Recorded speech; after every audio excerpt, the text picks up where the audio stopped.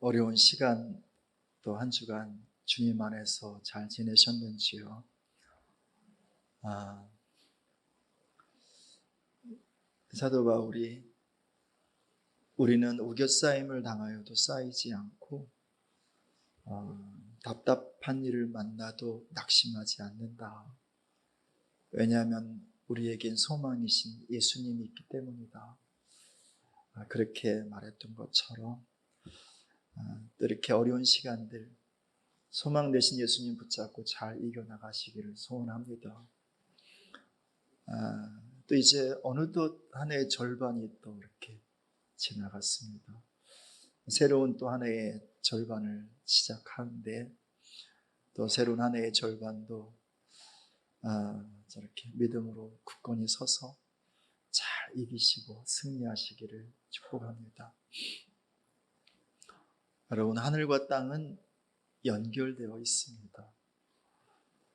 그래서 예수님도 말씀하시잖아요. 너희가 땅에서 무엇이든지 매면 하늘에서도 매일 것이고 땅에서 풀면 하늘에서도 풀릴 거다 라고 말이지. 우리가 잘 아는 것처럼 이 땅의 모든 역사의 주관자는 하나님이십니다. 우리 삶의 주인도 하나님이시지. 결국 하나님께서 이 땅의 역사를 통치하시고 우리의 삶을 이끌어 가시고 세워 가십니다. 그래서 중요한 것은 이 땅에서 이루어지고 있는 일보다 무시할 수는 없지만 그러나 더 중요한 것은 하늘의 뜻이죠. 하늘의 뜻이 어디에 있는지, 하늘의 결정이 어디를 향해 있는지, 그것이 중요한 것입니다. 그래서 우리가 인생을 살아가면서 삶을 성실하게 열심히 사는 것도 정말 필요하고 중요하죠. 내 인생에 대한 책임을 지는 거니까요. 그렇지? 그것보다 훨씬 더 본원적이고 중요한 일은 하늘과 내 인생이 연결되어 살아가는 것입니다. 이때를 살아갈 때 그렇게 하늘과 연결된 자로 오늘을 살아갈 때 내 인생에서 중요한 일들도 잘 이루어질 뿐만 아니라 나를 통해서 내가 속한 공동체, 가정이든 교회든 좀 범위를 확장하면 나라와 민족일지라도 하늘의 뜻이 나를 통해서 그렇게 이루어지게 되고 성취되어지는 거지. 그렇다면 하늘과 연결되는 것이 무엇인가요? 다시 말하면 우리의 삶 속에, 우리가 살아가는 시간 속에 그 하늘이 열리도록 하는 키가 무엇일까요? 잘 아시겠지만 그것은 예배입니다. 덧붙이자면 사랑 깊은 예배. 이 예배가 하늘의 문을 여는 키이죠. 하늘과 우리의 삶을 연결하는 것입니다. 그래서 정말 그 위대한 예배자, 인생 전부를 예배로 그렇게 바꾸었던 다윗에게 하나님께서 열쇠를 주시잖아요. 그것을 성경은 다윗의 열쇠라고 말하고요. 다윗은 그 예배의 열쇠로 그 시대에 혹은 또 향후에 이루어질 또 이 땅의 역사를 향한 하나님의 뜻을 풀어내는 삶을 살았죠. 오늘 사도 요한의 이야기를 좀 나눠보도록 하겠습니다. 사도 요한의 이야기 속에서 저는 이때에 우리의 삶 가운데 온전한 예배가 잘 세워져서 그래서 정말 우리의 삶이 하늘과 연결되어 있는 삶, 우리 예배가 정말 하늘의 문을 여는 그런 예배가 되어지기를 진심으로 소원하고 또 축복을 드립니다. 사도 요한의 존재를 특징할 수 있는 가장 중요한 두 개의 단어를 들자면 사랑과 예배입니다. 정말 주님을 많이 사랑했던 사람이었어요. 그래서 이 스스로 기록한 요한복음에서도 자신을 일컬을 때 뭐라고 일컫냐면 주께서 사랑하시는 자라고 그렇게 일컫습니다. 역으로 본인이 정말 주님을 정말 사랑했다는 거예요. 또 한 가지 그의 존재를 특정할 수 있는 단어는 뭐냐면 예배라는 거야. 그는 정말 주님을 향한 온전하고 깊은 사랑으로 주를 진심으로 예배하는 그런 예배자였지. 다른 복음서에서는 기록하지 않지만 사도 요한은 자신의 복음서 4장에서 예배에 관한 정말 중요한 기록을 하죠. 아버지께 예배하는 자들은 영과 진리로 예배할지니라. 자신이 예배자였던 거예요. 자신이 그렇게 예배하는 자였던 거죠. 그래서 어쨌든 자신의 복음서를 통해서 이 예배에 대한 주의 말씀을 우리에게 잘 전달해주고 있습니다. 저런 그렇게 그는 사랑 깊은 사랑 담긴 예배로 평생을 살았던 하나님의 사람, 예수님의 제자였습니다. 오늘 그가 이제 이렇게 자신이 보고 들은 것을 글로 써서 당시에 7교회에 편지하면서 이렇게 자신을 소개하지요. 9절 읽습니다. 같이 읽습니다. 나 요한은 너희 형제요 예수의 환난과 나라와 참음에 동참하는 자라. 하나님의 말씀과 예수를 증언하였으므로 말미암아 밤모라 하는 섬에 있었더니. 우선 자신을 이제 나는 너희의 형제다, 사도라고 말하지 않고 같은 형제라고 그렇게 겸손하게 자신에 대해서 이야기합니다. 그리고 나서 이제 자기 스스로 나의 인생 그리고 나의 사역은 이 세 가지였다라는 사실을 말하는데, 그렇죠? 첫 번째가 뭡니까? 예수의 환난, 이 얘기는 예수님 안에서 환난을 당했다는 거예요. 두 번째, 나라. 세 번째는 참음, 인내. 이것이 지금까지의 자신의 삶이었다는 거죠. 이때 이 요한계시록 기록할 때 이 사도 요한은 대략 한 90세가 좀 넘었던 95세 전후되는 아주 정말 이렇게 상노이시죠. 그러니까 그가 만약에 예수님을 예를 들자면 30살쯤 만났다면 한 60년 이상을 그렇게 예수님 믿는 자로 살아오면서 그 삶의 내용이 바로 이 세 가지가 담겨 있다라고 하는 거지. 첫 번째 뭐라고 그래요? 예수님 안에서 환난을 당하며 살아왔다는 거예요. 지난날의 모든 삶. 우리 예수님 믿는 것은 사실 인생을 편하게 살자고 믿는 게 아니잖아요. 바르게 살자고, 잘 살자고 믿는 거잖아요. 그러니까 예수님을 믿고 예수님을 따라다니는 제자가 되면서 크게 세 가지의 환난을 지나갑니다. 첫 번째는 예수님과 함께 예수님의 십자가의 이 환난을 지나가죠. 그렇죠? 예수님 십자가 달리실 때 다른 제자들은 다 도망갑니다. 그죠? 위험하니까. 그런데 사도 요한은 홀로 그 앞을 지키죠. 그죠?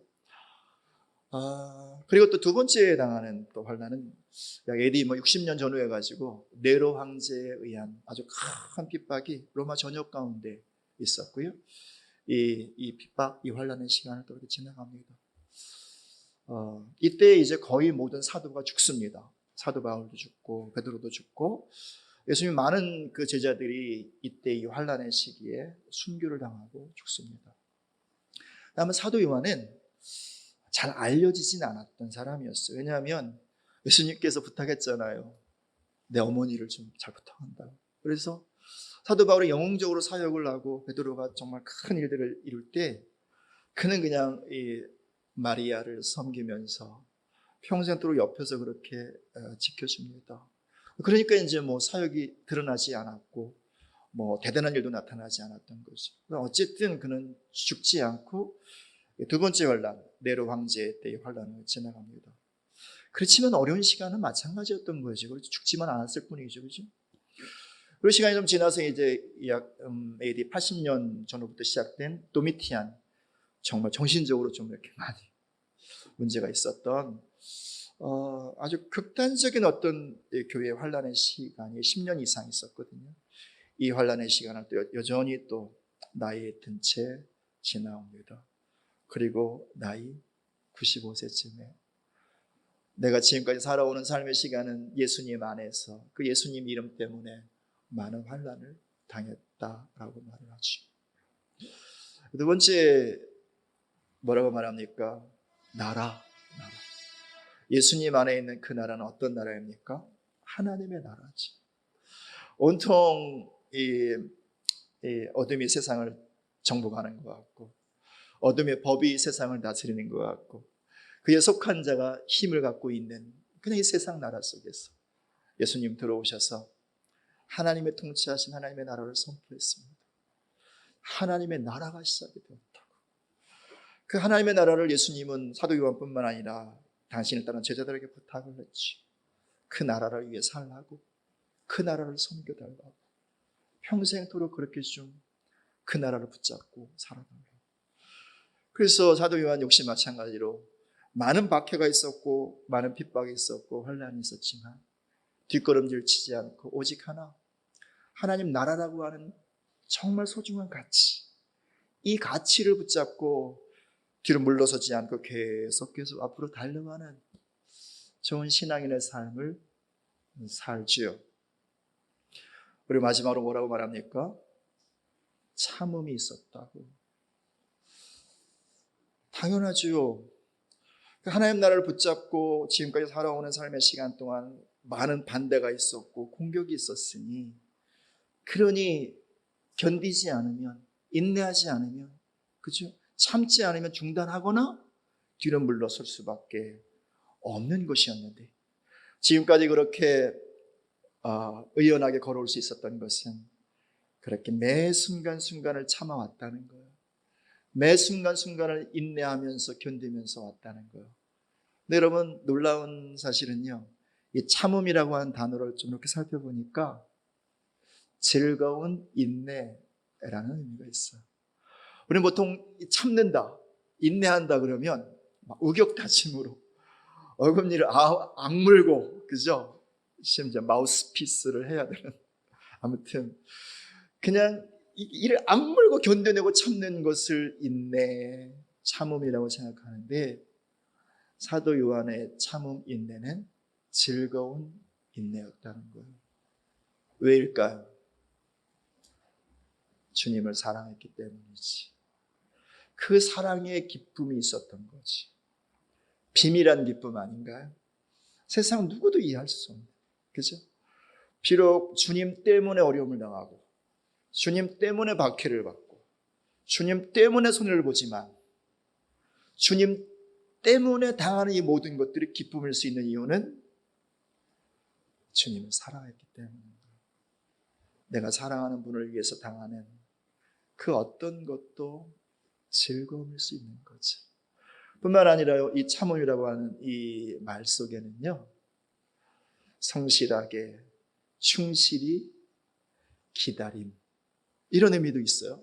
그러니까 즐겁게 견뎌내고 참아내면서 무엇인가를 포기하지 않고 계속 기다리는 거예요. 무엇을 기다렸을까요? 당연히 주님 사랑하니까 주님을 기다렸겠죠. 그것이 사도 요한의 예배 아니었을까요? 비록 힘들지만 어렵지만 그 속에서 주님을 기다려요.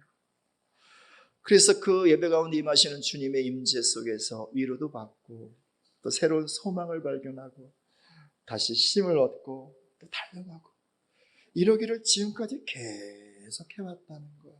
그렇게 주를 향한 사랑과 주를 예배하는 그 예배 속에서, 사랑 깊이 담겨진 그 예배 속에서 환난을 당하고, 그럼에도 불구하고 그 나라를 끊임없이 포기하지 않고 붙잡고 지금까지 인내하며 왔다라고 하는 거지.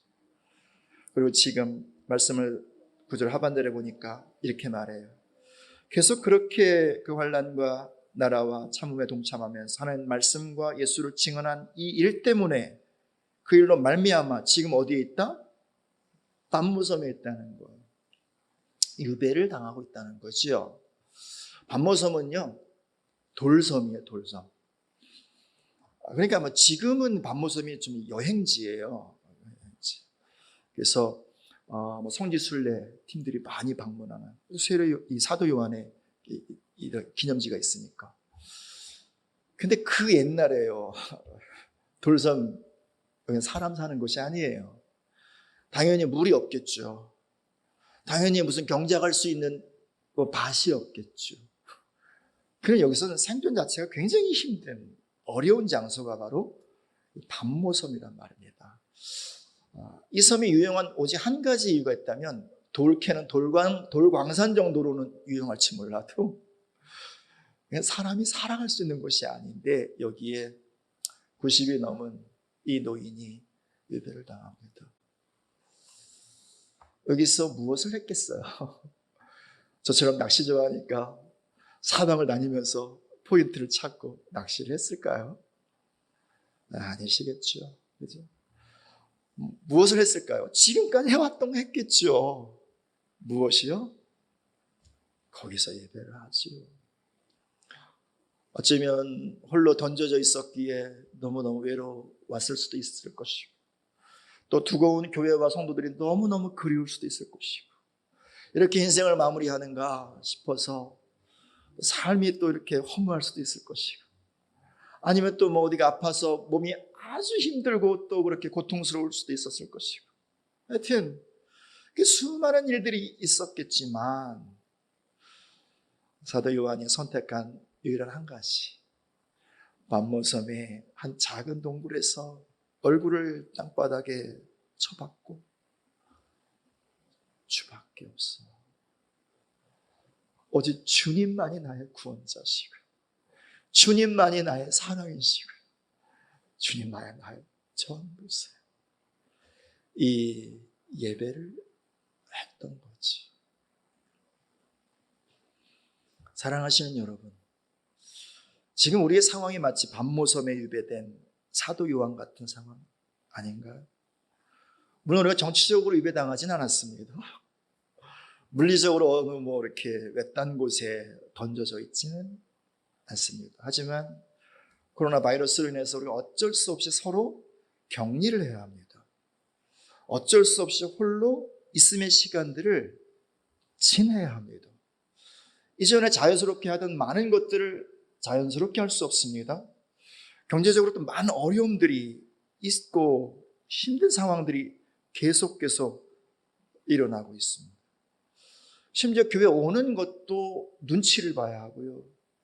예배하는 것은 마치 세상의 불의처럼 보여지는, 오해되어지는 그런 시간들을 우리가 살아가고 있습니다. 어떤 분들은 교회 나오고 싶지만 어린 아이들 때문에, 혹은 연루하셔서, 혹은 또 몸의 한 부분이 안 좋으셔서 수개월 동안 교회 나오지 못한 채 힘들고 어렵지만 집에서 예배하시는 동굴 예배자들이 계십니다. 그렇게 지금의 상황은 마치 우리를 반모섬에 유배당한 것처럼, 동굴에 갇혀있는 것처럼 그렇게 우리를 홀로 있게 만들고요, 홀로 예배하지 않으면 안 되는 상황 속으로 그렇게 상황이 전개되고 있습니다. 세상에 우연이 없잖아요. 근데 여러분, 이 전 세계적으로 이렇게 큰 일이 벌어지는 이게 우연이겠습니까? 하나님 허락하신 거겠죠.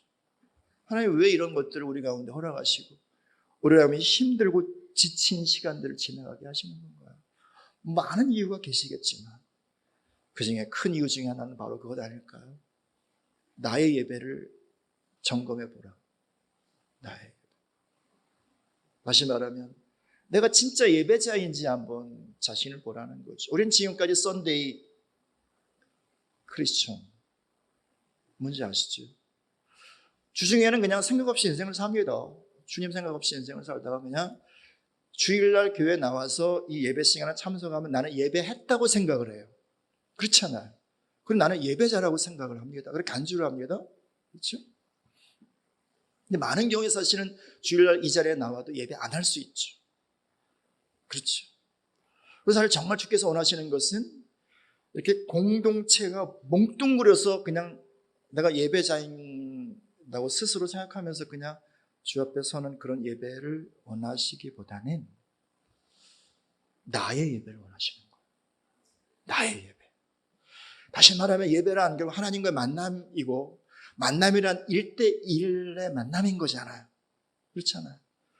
하나님께서는 지금 그렇게 물리적으로 예배하기도 힘들고 또 홀로 동떨어져 있는 동굴 같은 상황 속에서 우리 스스로 보게 하는 거죠. 내가 정말 예배자였던가? 혹시 나는 그냥 주일날 교회 와서 그냥 예배 시간에 참여하는 것으로 나는 예배자라고 스스로 간주하고 착각하며 살아오지는 않았는가? 지금의 내 모습을 보면 다른 사람은 나를 평가할 수 없어도 나는 나를 알게 되죠. 난 정말 예배하는 사람이었는가를 알게 되죠. 그리고 정말 주께서 원하시는 게 뭘까요? 우리를 정죄하고 판단하고 너 그거밖에 못해? 이러시고 싶으신가요? 우리 아버지가? 아니요. 정말 삶의 동굴 속에서 나를 만나시기 원하십니다. 나를 가장 삶의 어두운 자리에서 나의 예배를 받으시기 원하시는 거야.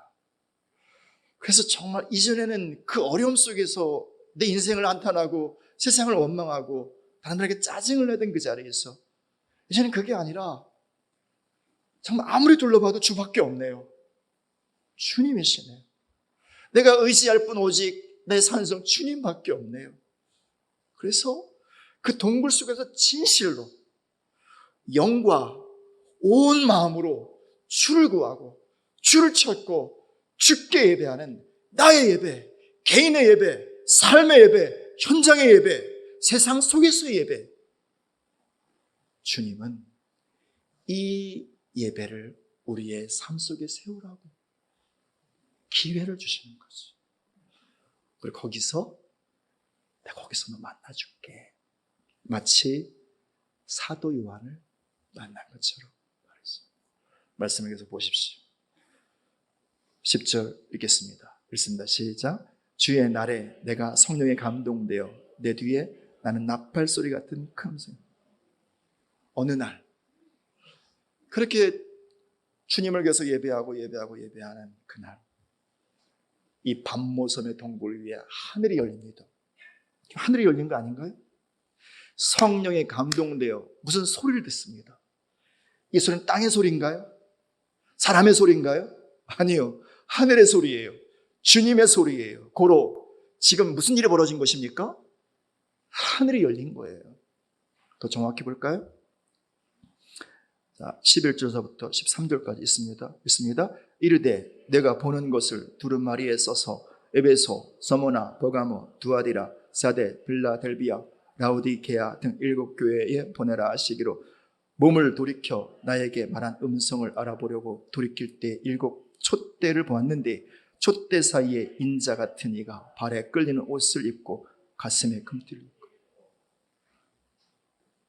들을 뿐만 아니라 봐요. 뭘 봐요? 7 촛대를 봐요? 7 촛대가 있네? 그러면 여기가 어느 장소인가를 대충 눈치를 채실 거예요.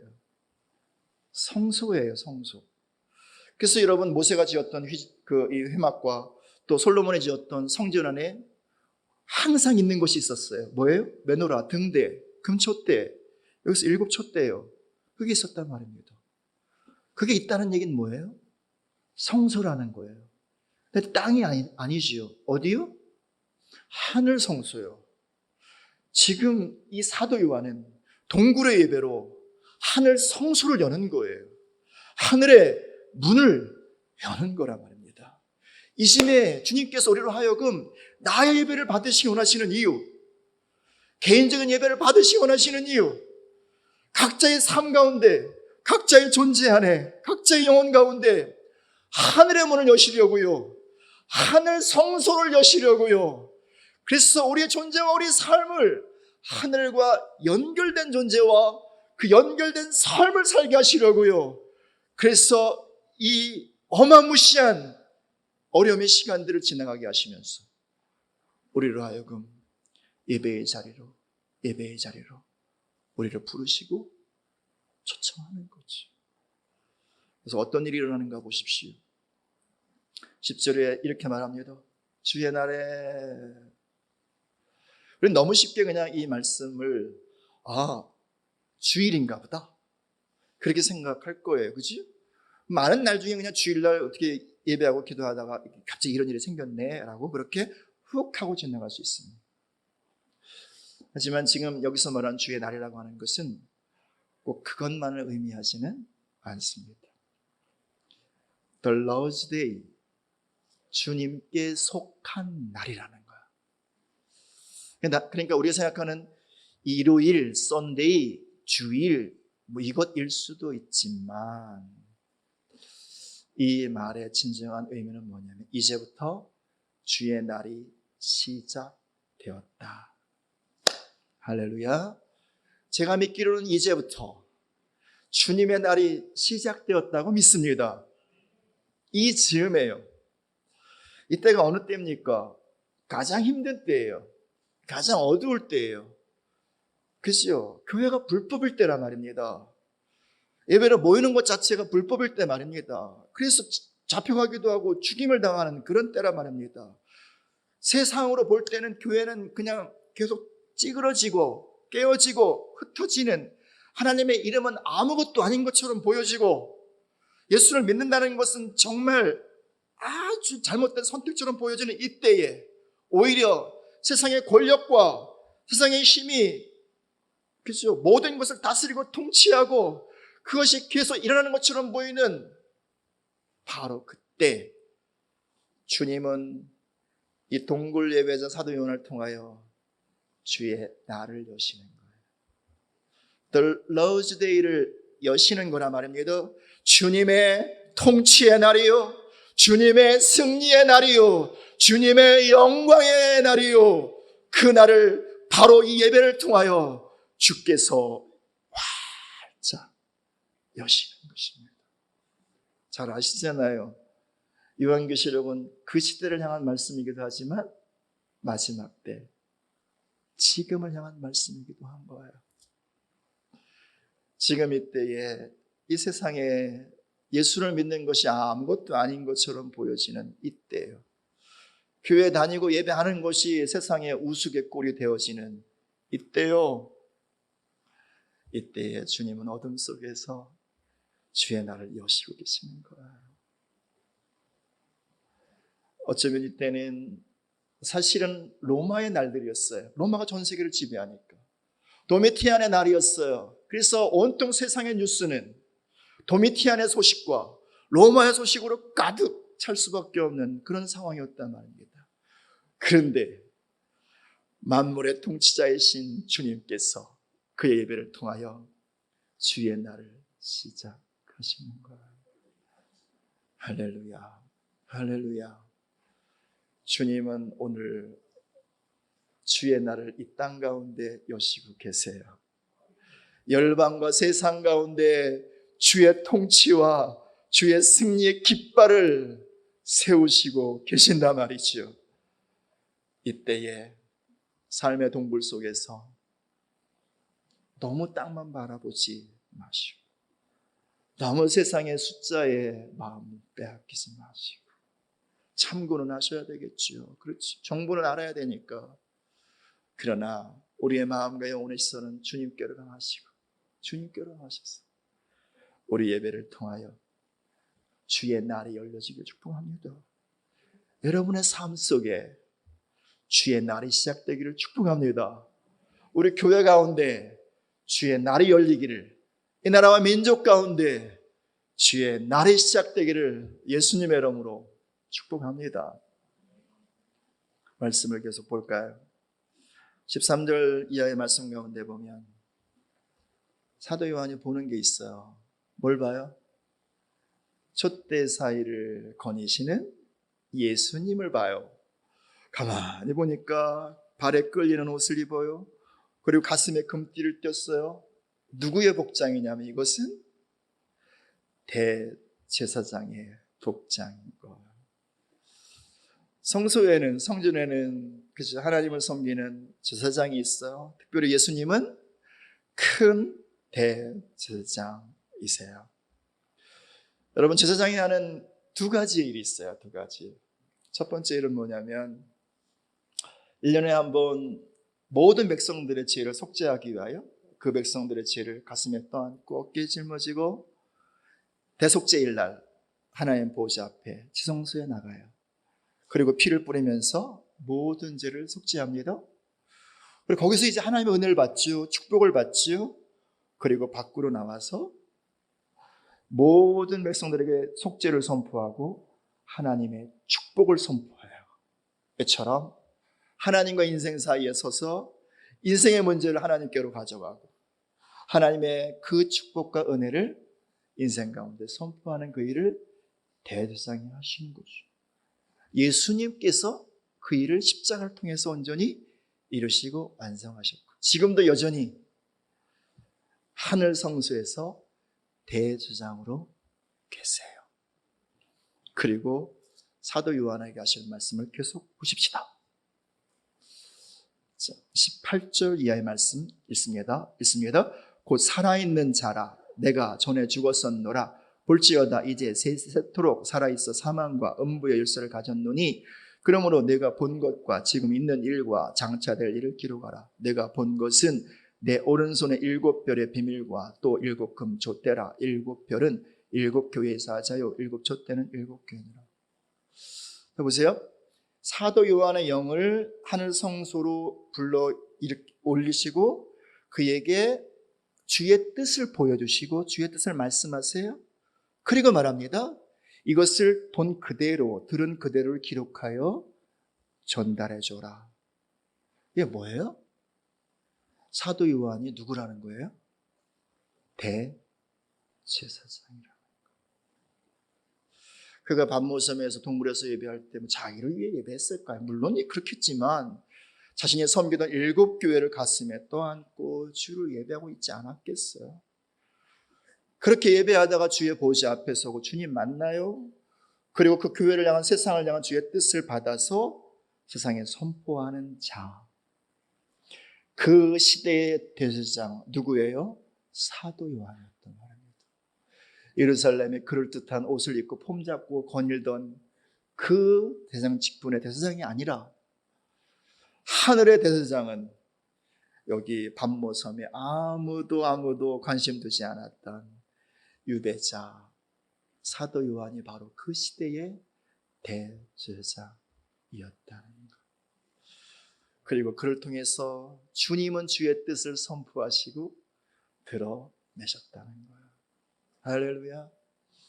사랑하는 여러분, 주님은 지금 우리 한 사람 한 사람들을요 이 시대의 대제사장으로 세우고 계세요. 저는 이전에 한 번도 우리가 대제사장이라는 사실을 생각해 본 적이 없어요. 근데 최근 들어 주께서 알게 하신 게 있어요. 베드로가 말하자면 우리는 왕 같은 제사장이라고. 그 다른 말로 말하면 대제사장이라는 거예요. 통치하고 다스리는 권세를 가진 대제사장이 누구다? 나요, 여러분이라는 거예요. 그래서 하나님은 우리를 통하여 하늘의 뜻을 펼치시고 우리의 삶을 통해서 하늘의 통치와 그리고 하늘의 승리를 이 땅 가운데 이루시는 우리 주님이시고 우리는 그분의 대제사장이라는 거예요. 그래서 하나님은 우리로 하여금 예배할 수밖에 없는 자리에 세우시는 거예요. 그냥 어느 공동체 모임에 참여하면서 내가 예배했다라고 간주하는 그 애매모호한 예배가 아니라요. 나의 예배, 내 삶에 무너지는 마음 부여잡고 그 유배지, 그 동굴 같은 곳에서 주님을 결정하는 그 눈물의 예배요. 외롭고 힘들고 다 무너지고 깨어질 것 같은 그 위기 속에서요 주를 결정하고 주를 고백하는 그 삶의 예배요. 그 삶의 예배를 통해서 주님 우리를 만나주시고 우리 한 사람 한 사람들을 이 시대의 대제사장으로 주의 뜻을 펼치는 주의 통로로 세워가시는 거지. 그렇게 하실 주님께 찬양의 박수를 드리겠습니다. 그리고 서로에게 축복해 주십시오. 당신이 이 시대의 대제사장이십니다.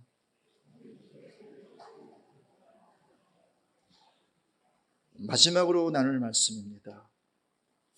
하나님께서 모세를 통해서 대제사장을 세울 때 세 가지를 하라고 말씀하세요. 첫 번째, 맑은 물로 씻어서 정결하게 하라. 두 번째, 거룩한 옷을 지어 입혀라. 세 번째, 기름을 부어 바르라 말합니다. 주님이 지금 이 일을 하고 계시는 거예요. 코로나 바이러스로 인한 여러 가지 어려운 일 속에서 주님은 계속 우리에게 고백하게 하시는 게 있어요. 그게 뭐냐면 그동안 주님보다 사랑했던 많은 우상과 같은 것들 보면서 주님 이거 아니군요. 이것도 아니군요. 교회적으로 오직 주님이어야 하는데 주님을 대신했던 많은 방법들, 교회의 여러 가지 프로그램들, 주님, 이게 주님이 아니군요. 오직 주밖에 없군요. 그래서 우리 삶 가운데 있었던 누룩을 제거해 주시고 교회 가운데 있었던 수많은 주님이 아닌 가지들을 다 치게 하시고 우리 영혼으로 하여금, 우리 교회로 하여금 오직 주님밖에 없어요. 참 생명은 주밖에 없어요. 그렇게 우리를 정결하게 하시고 계시는 거예요. 우리가 느끼든 느끼지 않든 주님은 지금 그 일을 하고 계십니다. 그리고 그럴 때 우리 마음이 새로워지잖아요. 이전과 달라지잖아요.